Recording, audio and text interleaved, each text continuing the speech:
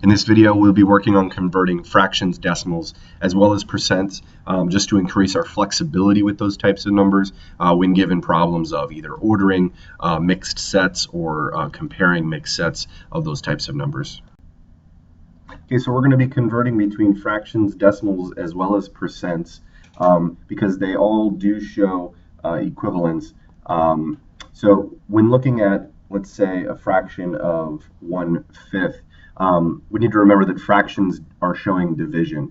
So this shows the numerator divided by the denominator, whatever it happens to be. So this model, when we divide the numerator by the denominator, we're going to immediately find a decimal answer. So let's just write it right here. We have 1 divided by 5. And by adding zeros behind the 1 after the decimal, I'm not changing the value of the 1. The 1 is still staying the same.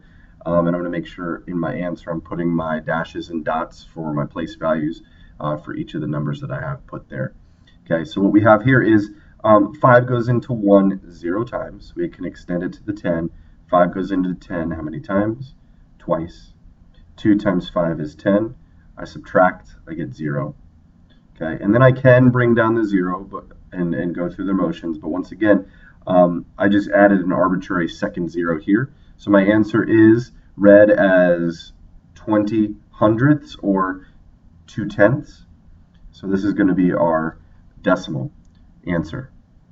Okay, and when we do that math, what we're then finding is the fraction and the decimal as 1/5 and 2/10 being exactly equal. What we could do is just say this as tenths here and know that 5 times 2 equals 10, so 1 times 2 equals 2.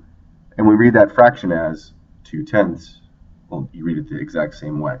So multiple ways you could find that. But when we move over to percents, we know that percents are out of 100. So what we can do is we can take this number and we can multiply it by 100 because that is going to get us over to what the percent is.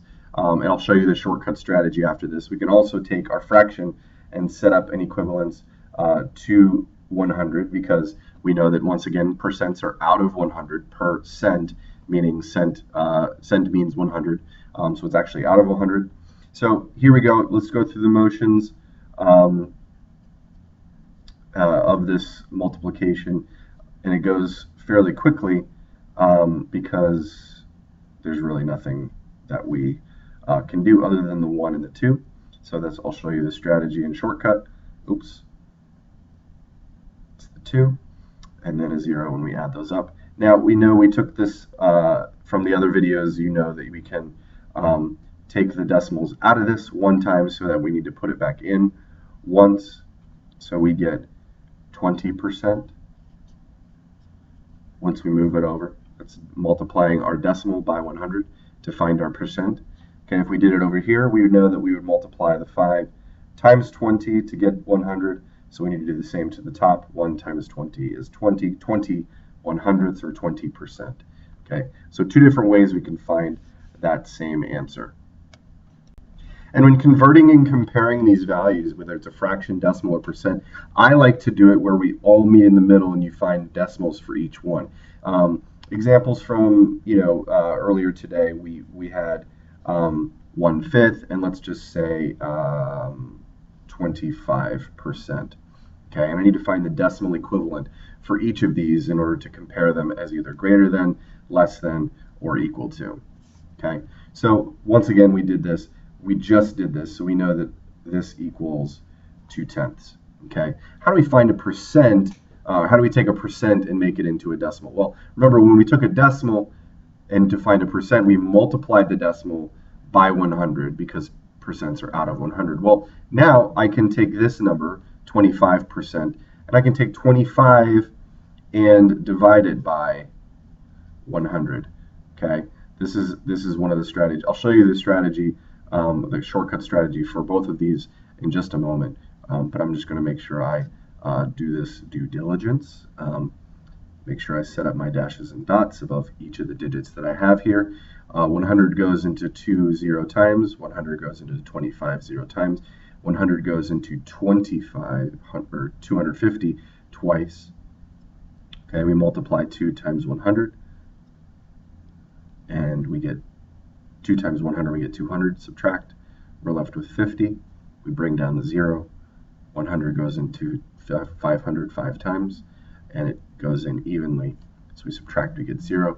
Our decimal here is 0 and 25 hundredths. Okay, so now we need to compare 2 tenths and 25 hundredths. I always like to compare the same amount of digits, so I'll just add this 0. Once again, it doesn't change my value. The value is in the tenths place, the 2 is still there, and I can add as many zeros as I want. But right now, I'm just going to add the 1 to match up with this one because I have 2 digits. So we have 20 hundredths and 25 hundredths. So what we would say is that this number, 25 hundredths, is greater than 20 hundredths. Okay, so since we've done the heavy lifting with going from decimals to percent by multiplying by 100 and going from percent to decimal by dividing by 100, we can now understand sort of the shortcut, a way of getting from either of those two places.